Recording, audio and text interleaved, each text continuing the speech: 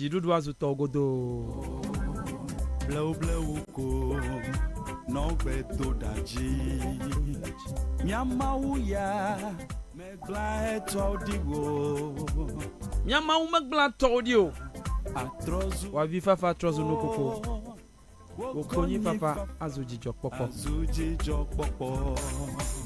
Bleu bleu ko no beto daji. Yo, you get a 059 642 9746G. 059 642 9746. Yeje you get gaka makukuram no ba na yo na bobo radio rama. Alo TV rama. Ne nyatan roje. Egba mi ga onu ya mi no ma mi amaro mi no ma. Egba mi ga we na mu mare kuku gare na mi. Na yo be mi afonure. Na madidi radio alo TV rama.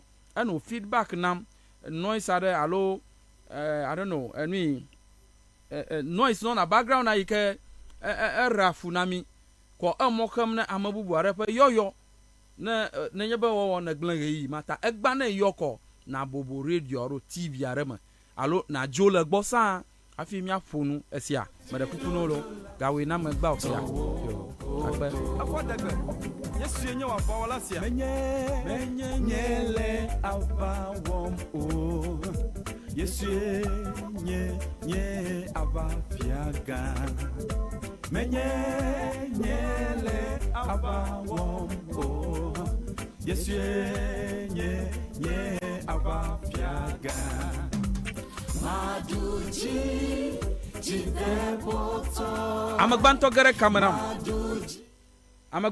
kameram Hello. Gamasu. Yeah, good evening, Gamasu. Yeah, there. Aha, marakuku unkokla fi na mi ayomche. Nyan konya glass money for your house. Okay, maraku nyake la shona mi. Oh, but like go for the for you na gura ba shanu no ba na yi kele you for ashoka wa yi asujurula. Amen. But that can for encouragement na gura ba. Me dakpe no ha ba edutomi. Ma wo kwashi sese no jiosia. Amen. Kaka yo. Menyai benye kola leagbe mado dewu besiagbe menyai benye kola leagbe Gamasu. Hello. Gamasu. Hello. Gamade. Yade. Marakuku unkokla fi na mi ayomche. Kure. Unkokla fi na mi ayomche. Mayo yancho jita aglodomi. Jita. Aglodomi. Okay, marakuku unkore. Yankonya Celestine Anagre. Marakuku nyake la shona mi. Melku enye kulinye ba masa hawa. Awana na la futuma na la kegbeje. Ita mata baba amanu vema mechiba ovanya hanya kokoji. Amen. Le Yesu pankoma akwe koko le Yesu pankoma sia. Akpe kakata ma ona no kle o. Nana kle. Yo wa.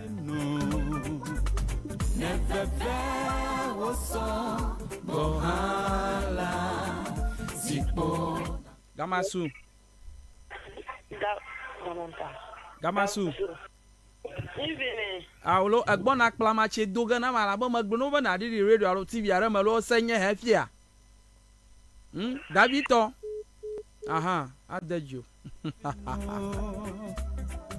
Dikpo na pomawo Maba na yo na di radio ara ma alo na di TV ara ma.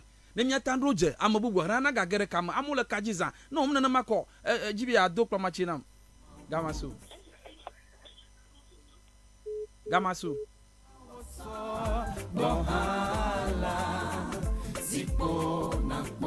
Never vow sogbo ha o shikpo na kpo ma o shinu o gano sia.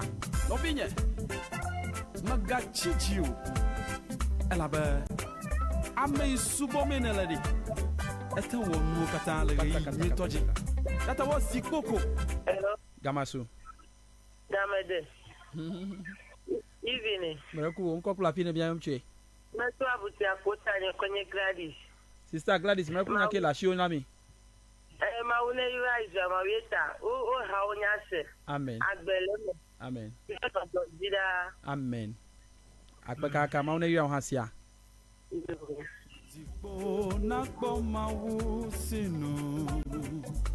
Nefefe wo so mohala. Zipo na kpoma wo. Gamasu. Eyi yede. Maraku won kokla fi na mi amche. Yo atpa osofo famous ni acho ahlehaji. Marakuku osofo ga maraku nyakela shi na mi. Yo atpa majiba mada atpa na maude wa agbeta wele doji eshia yi mono mobo. Amen. Mauna do musho alebebe. Amen. Majiba karjine dukobade.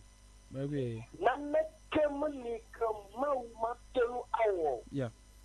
Na anwomo na mawe mawo. Da ala mi akwo mawdi ase. Yeah. Akada mawdi be mawfu atemu awe. Lekakele ke no mo so sami ha. Jidabu na mo mi ashibana. Mawle awoge. Tututu. Awo made ka fi fama ba exo. Akonu mauna de usami kata. Never man no patoni kata. Amen. Amen. Amen. Amen. Amen. Akpekaka.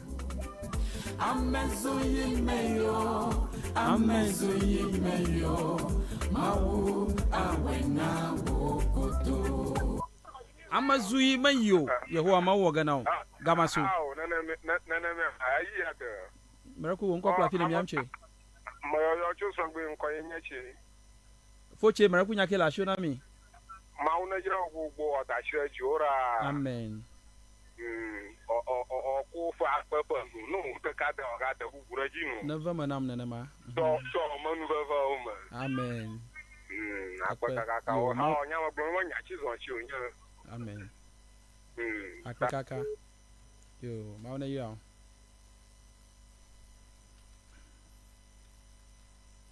Jojo konyi papa. Jojo aviva fa novie. Amezuyimeyo. Hello. Gamasu. Iyade. Maraku won kokla fi na mi amche. Maraku ko ene rejoice. Etemela yo to kwando. Oh, okay, Star Rejoice. Maraku chen ala si we na mi. Mauna ya kaka na mese ha ko ni kala me na huwo. Amen. Mauna irawe. Never menam. Agbede jinawe. Amen. Na mese sewe. Never menam. Nekpere miawe chombe nya che hoseti la tu ne no nya. Ava menam we sigbi esia. Akpekaka. Bye. Amezuyimeyo, mawu awena wokoto. Amezuyimeyo, mawu. Gamasu. Yade. Maraku won kokla fi na mi amche. Ara ko yan ko nya. Maraku onko. Bayo tutrebi. Maraku onko. Auta. Awute. Marape. Yo, maraku nyakela shi na mi sister.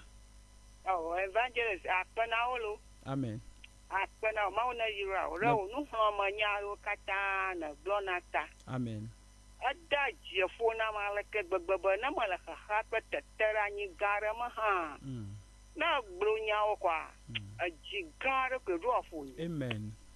Apana o. Akpena mi awon ha. Apana mauna yira o. Amen. Wa yire mi awon ha. Borere nda kle finyota. Amen.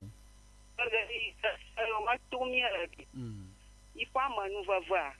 Na nyamia fa guma popo. Amen. Eva manami na ma ho sia. Amen. Na no iklo ha sia. Amen. Akpakaka ma wo ga da mi sia. Yo. Na wokoto. Jojo konyi papa. Jojo konyi fafa sia. Jojo abi fafa. Papa no binye. Gamasu. Eyi adam reko won kokla fi na mi amche. Ma yo so pa tin ko ni le mari. Akachi. Miracle nyake la shona Mr. Mary. Miracle. Amen. Amen. Mauna yu hasia. Wa yefu makata la Yesu pen koma.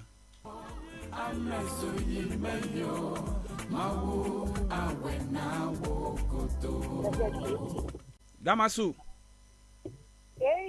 Miracle wonko pla fine miam tue. Yo, Miracle on bestseller and on my auto petit.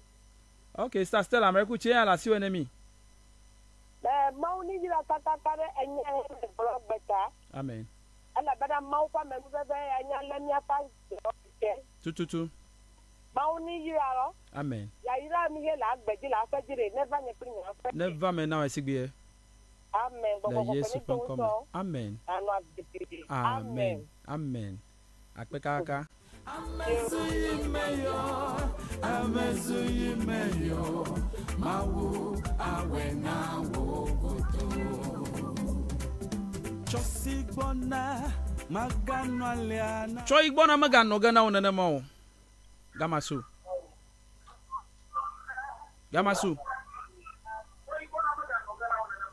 Hello. Gamasu. Yada ma radio adidi gere mana more. Hello. Ma radio adidi gere mana ma.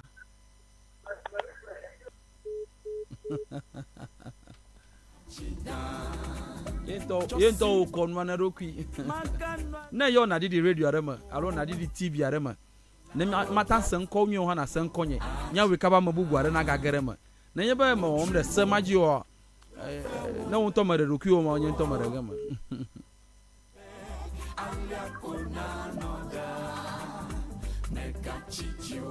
Mezui mevayo gamaso.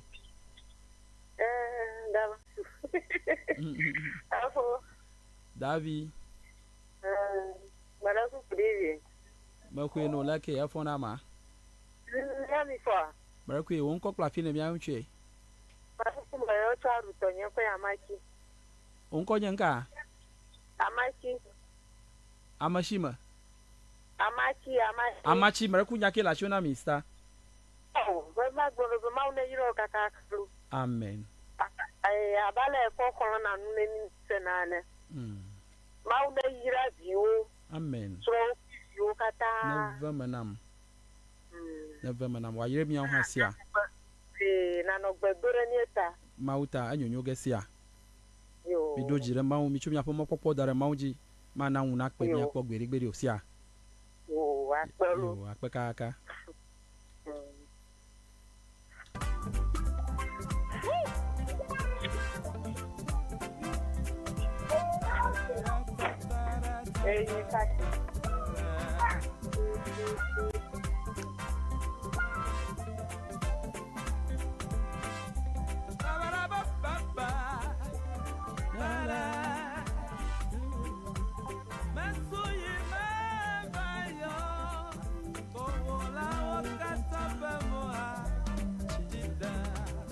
Chosigbona magano aliana. Choigbona magano gana onana mawo. O la wakata fa mo achida. Nyagblodie na kwesa ava manao. Nyagblodie na kwesa magboglomba ava manao. Nu shanu imatom na legba na zu kokwi na zu alomadenu taflachi okpoma ba nu madi nu ena choigbona magano gana onana mawo. Magbulela Yesu pan koma ba won tinya atro me he okatan komde ogbona kpogale o fia tere won anye azudonao magbulela wa gba avama na ma susibe aliakona noda gamasu. Gamasu. Maraku atanko gbajina ma. Hello. Ogba madidi nkran lo. Maraku bata pana mauro. Maraku bata pana mauro program eta. Amen. Maraku won ko kla fi na mi ayom tue. Ma yom so akati oyombo olivia. Aklika. Akpe. Amen. Amen. Akpe kaka mauna ya osia. Yo, amana nyolo.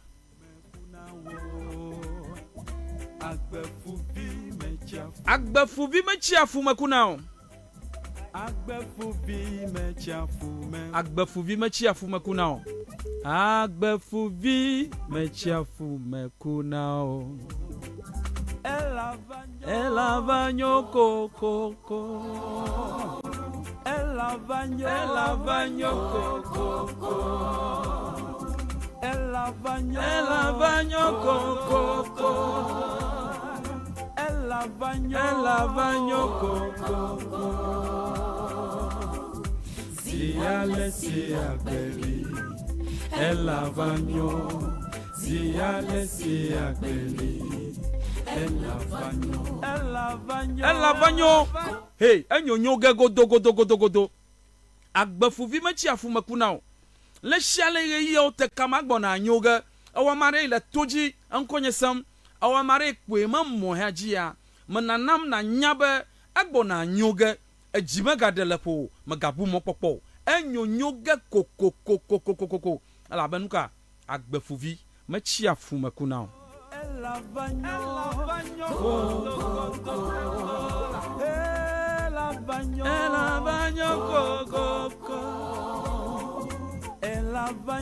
Egba azukokwi kake cho Yehowa ma atro unchinya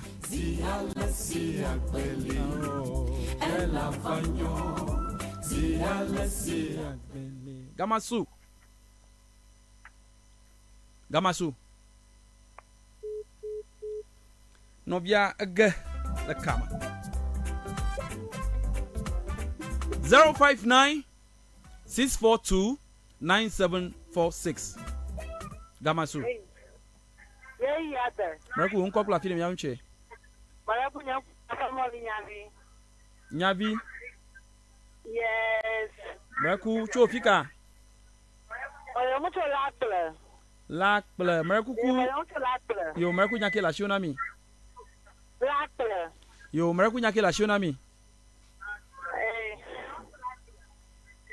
Maraku nyake na atono kazima wane ba atono kazima ba fumato na sina kareji na matute na fuwa kwa vukata Bereka gbona nyogala na fuwa kwa vukata gbona nyogala Godo Tam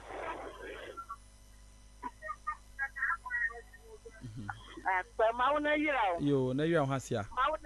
Never manam. Kaka na gabe yo next time man I did the radio. Yo, akaka.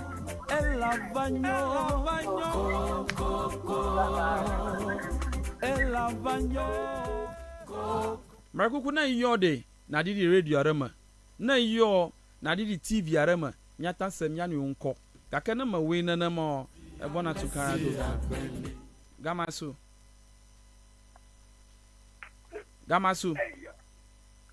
Hello. Gamasu.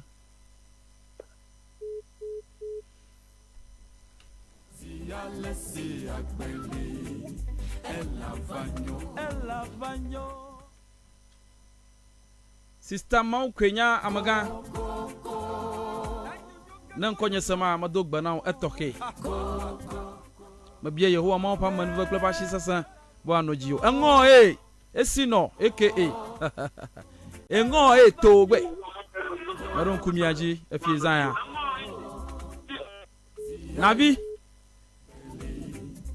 Navi olefunwa. Mdo kujiolo. Mdogbe na osia. Gamasu. Maraku unko kwa film ya uche. Manya chicken ga programa ma pon TV jari ha kuna po ka picture po ma la.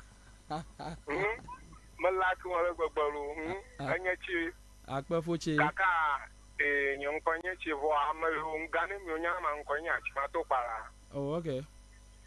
Mala song be nya ma pon jari ma pon yun to malaka wala gbagbalu. Akpa akpe nya da akpe na na ma una da shire juala gbegbalu never manam nya no gbedom ra retanya akpe kaka ma una no close ya no pro amen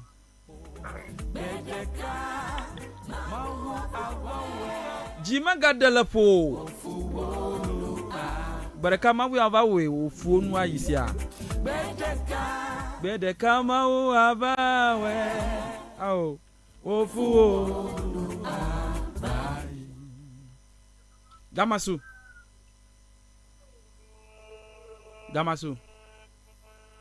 numa goma na jefia hu didi radio aramalo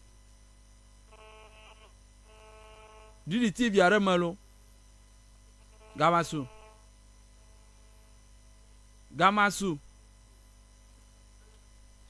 Chimeka delepo mekabo popo macho shinu popo ya ye mabie haya toke na nye gbogbo fofo Reverend Jidi Gakpeto ame nye gbogbo fofo play for do hachi Reverend Agbeko samabia mado totronye na mi le Yesu pen kotri akola ma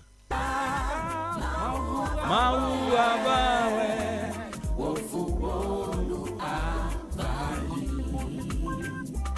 begeka mau abawe ofuolu abai Gamasu ya bara kuku onko pla fini mi amche ada kuku nyanko nye gabo mayoyom chulande. Hallelujah. Ablochi togere manami. Gabo. Man gabo. Yes. Leke London to fonamia. Ada kuku London to foni. Dak pena yeho mo be gere kamanami. Yeah. Rebunya ke la shionami. Mano some kuda gbashia kuda. Wow. Ba ma pamon go ma. But for a year the yemo go ma yo. Oh, akwe. Ma no ba eto gande ma wo mele. Ela bana a life so touching, amo encouraging. And it's not a first elbona you get good. Kakare kle hosela shiwe kwa. Gabuba yi ala ole egba nene ma kuno gogala. Posene na show na ko dowo o akpede for sanche la bena openya global hose to ma dowo ma no ma kuku yeah ata emi blend on my ba o we say best egona ni be kuku amen gabo ajo jina mi be egere kawana mi etroya mauna domson yento na nyeta opola le Yesu pen come amen bye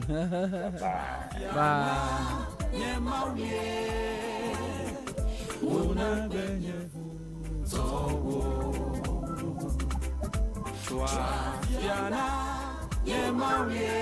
towo gabo madog bana toke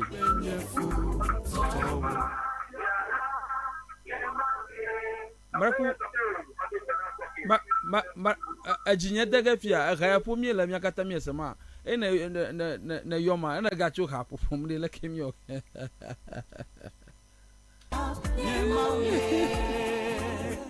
una kwenye fu Gamasu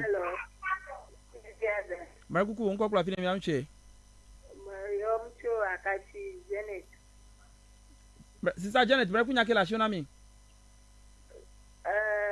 Marakuku mauna jira. Amen. O dashireju. Amen. O hagbo ko domra mai. Amen. Nya ba beta ko mawo gen. Ewo ga godo. Ewo ga godo. Ama shame kanya khwisa kwa va mene na no masia. Mauna no plio. Ama na nyu na osia. O nyino ha. Amen.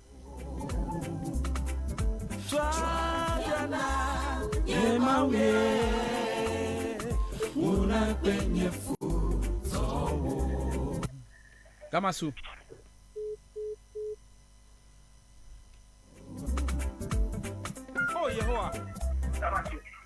Gamasu. Braku unko kula fine miamche. I'm on the photo house. Hello. Braku unko. Glasgow no bijiro. For Gladstone Braku didi radio ado miapo no sia.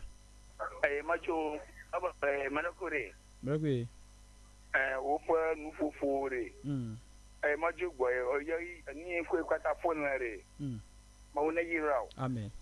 Never am a betona bovanare na anan achiara amuna ada fona tambala ko for them to akari hafu no wa onu na gbadijio. Amen. Be ajojina bare na am a betona no for okpo ma nya so mu chogbo mo muga ekomata grono madakpe ma wona yu kakasia emi wa yu ma wona don so akpe kakakaka na quotation na asia Braku quotation na kana ko jeno gama yuna msia ma ena program ngo Efeso to pagbanle tave pipi enyi vasera shekelia. Okay. Efeso to tave pipi enyi vasera a shekelia. Efeso to tave pipi a shekelia ya emecho agbonya maunya ple pisalmo tabla a sheke voreke pipi wi reke ple wi evelia. Gamasu. Gamade. Braku unko kula fine miamche. Gamade. Braku unko kula fine miamche. Gamade. Oh, gamaya deva yila. Yo unko kula fine miamche namsia. Bridget.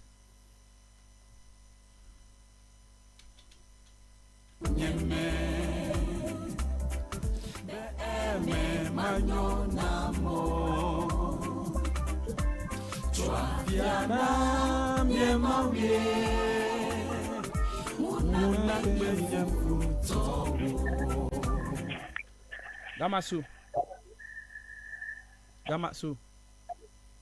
Hello. Gamasu. Gamade. Braku unko kula fine miamche. Bridget. Sister Bridget, cho fika.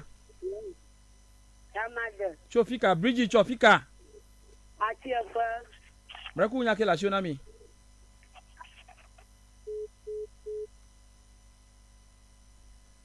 Sister Bridget. Oba online amanyo nyomo.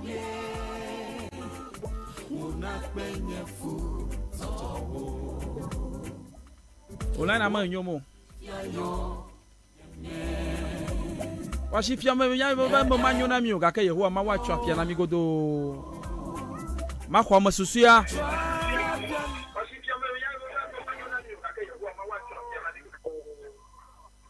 Gamasu. Hello. Gamasu Marku didi radio ado mya ponu kabakabasia. Gamasu. Bayo yo to alata. Ayeye kuti agbabito.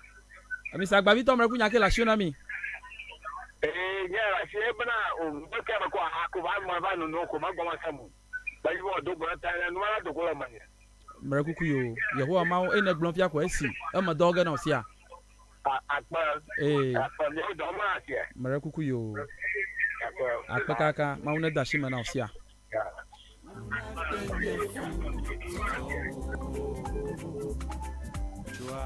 Toi fiana mi mawie. Una penye fu. Mia fo gba Victor Bede. Taflachi ahako no mi evale.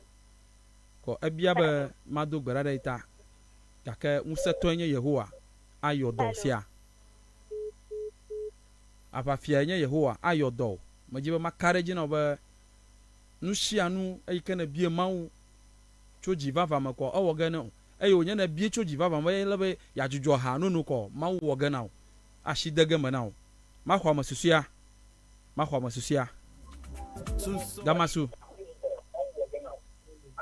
Gamasu ewe nya masusia onu tepolo didi radio re mya fonu Gamasu Yeyada. Aha won kopla fi na mya mche Bara kunkanya khonam tamaklo. Braku chofika Yeyada. Sister khonam Yes. Braku fike mya mche Tamaklo. Macho la shibi. Yo mreko kunya ke la shionami. Ago. Anglo galashibi. Anya la sinya kuyeba o.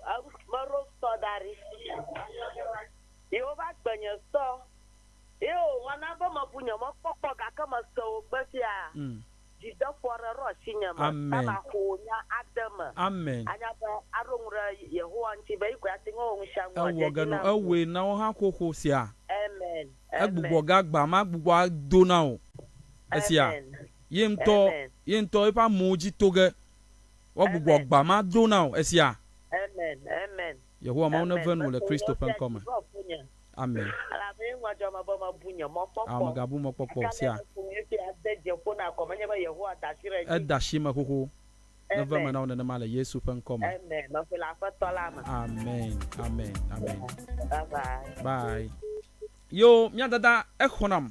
Yenye amasusia ike makhode taflachi ekama ke mabia Yehowa ma pa man be pa musa be wa no paklem yakata gapopo klege ibe bia ma twashi nu kpokpo ha adogbana mya pa hamaga Moses donko amega nya mya pa gbanlaji glan le ho edem ARS Yehowa mawu na no pakle ofo makata le Yesu pen koma sakpa hoka Daniel vedoma amenya ekpin to pe sohefia efia madogbana atoke sakpatero madogbana atoke klo wapano madogbana pu makata nana make ma wakaba madogbana nyapo sofo Bridget anyona kpodo ame yido otomu wakata ida jifonam ame yido onwusam Yehowa mawu na yirawo Yehowa mawu na tuchinao makafi biedo ame yikata flachi adu onwusami be shagbegbe le miape program yaji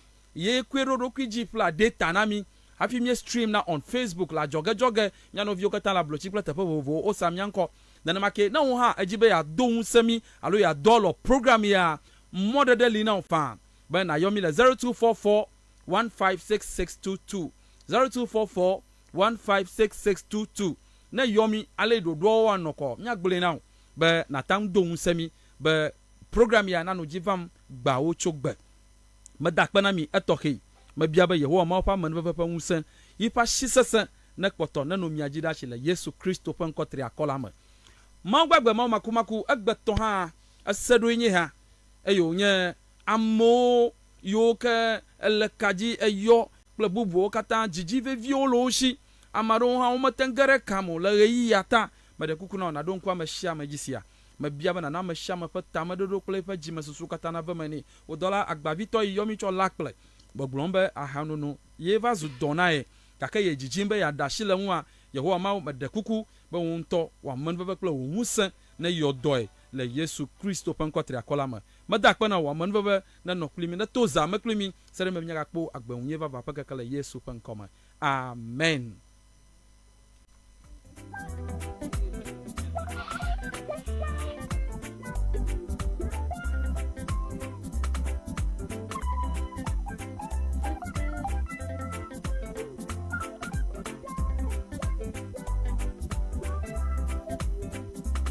Tu sovie ko avayi uwamewo dukli duduwo yakamewo jimadediwo nemawulo konu ayi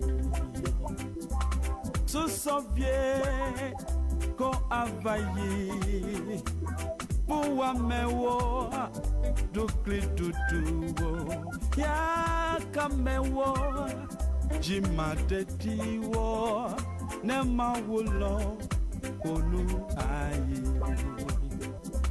jidepo jipo diyenya pomonawo walako hallelujah awenawo lekapopuanu eyatatochi na tobeda jidepo jipo